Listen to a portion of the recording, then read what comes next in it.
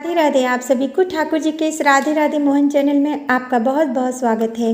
पुत्रदा एकादशी व्रत निसंतान दंपत्ति को संतान प्राप्त कराने के लिए विशेष शुभ फलदायी है। वर्ष में 2 बार पुत्रदा एकादशी आती है। पहली इस वर्ष 2024 में 21 जनवरी को है और दूसरी श्रावण माह में श्रावण एकादशी आएगी। पौष माह के शुक्ल पक्ष में आने वाली पुत्रदा एकादशी पूरी तरह से भगवान विष्णु को समर्पित है।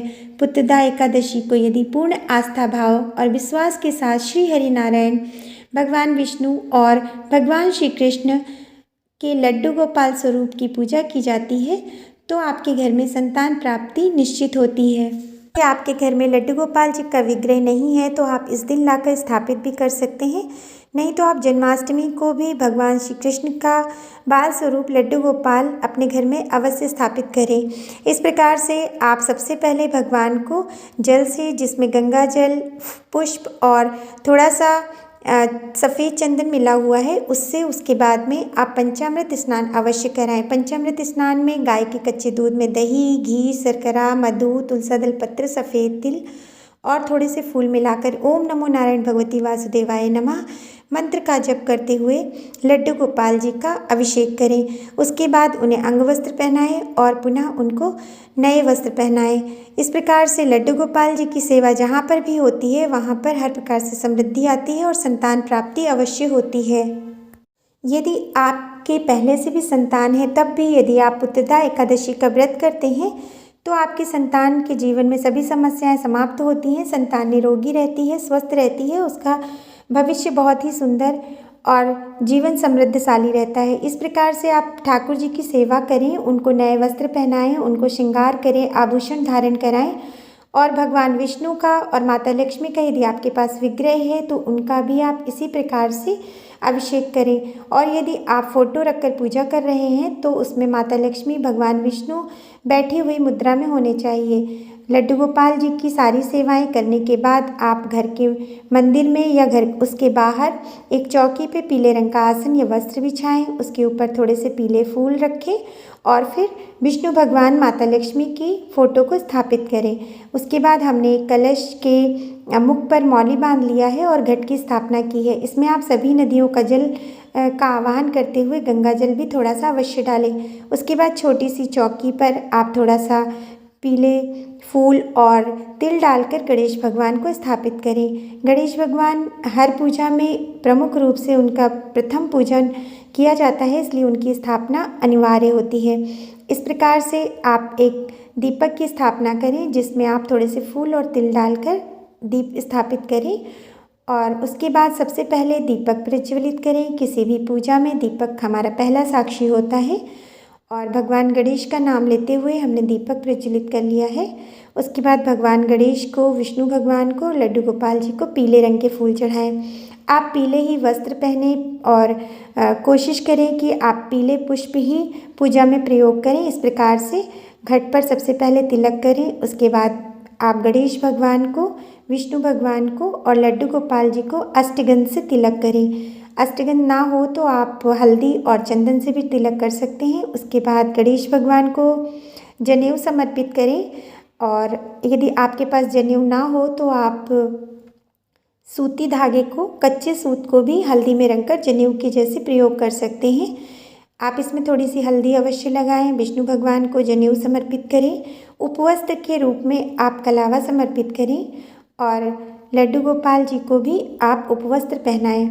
उसके बाद माता लक्ष्मी को लाल फूल समर्पित करें। यदि गुलाब का फूल हो तो सबसे अच्छा है। माता लक्ष्मी को लाल चंदन या रोली से तिलक करें। गणेश भगवान के लिए भोग प्रसाद अलग रखें। विष्णु भगवान और लड्डू गोपाल जी के भोग प्रसाद में तुलसा दल पत्र अवश्य मिलाएं। तुलसी दल पत्र एकादशी के एक दिन पहले ही तोड़ के रख लें, क्योंकि एकादशी को तुलसी मैया को छूना वर्जित होता है, उनको जल भी नहीं चढ़ाया जाता।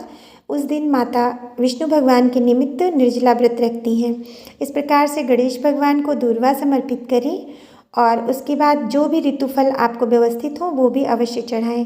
एक हाथ में थोड़ा फूल और तिल लेकर एकादशी व्रत का संकल्प लें। यदि आप पूरे वर्ष का संकल्प उठाना चाहते हैं तो इस प्रकार से एक ऐसी पुस्तक लें जिसमें सभी 24 एकादशियों की कथाएं लिखी हुई हैं। और यदि आप केवल पुत्रदा एकादशी व्रत करना चाहती हैं तो उसकी पुस्तक अलग से भी आती है, या आप इसी पुस्तक से पुत्रदा एकादशी की कथा करें। सबसे पहले संकल्प लें, जिस तरह से आप जिन भावों से, जो मनोकामना से आप व्रत कर रहे हैं उसको भगवान के सम्मुख बोलकर, और यदि आप व्रत कर रहे हैं या सिर्फ पूजन कर रहे हैं उसका संकल्प लेते हुए भगवान को पुष्प और तिल समर्पित करें। फिर कथा का पाठ करें। जब कथा का पाठ हो जाए तो भगवान गणेश को सबसे पहले भोग प्रसाद समर्पित करें। उसमें तुलसा दल पत्र ना डालें।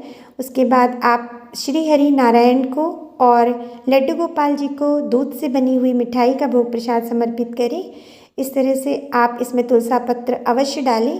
लड्डू गोपाल जी को माखन और मिश्री का भोग लगाएं और इस तरह से इसमें तुलसा दल पत्र भी डालें और भगवान को चढ़ाएं। गौ माता की पूजा करें, उनको तिलक करें। आज की पूजा में गौ माता की पूजा विशेष रूप से की जाती है, और जिस गाय माता के पास बछड़ा होता है ऐसे गाय का विग्रह आप अपने घर में ज़रूर स्थापित करें।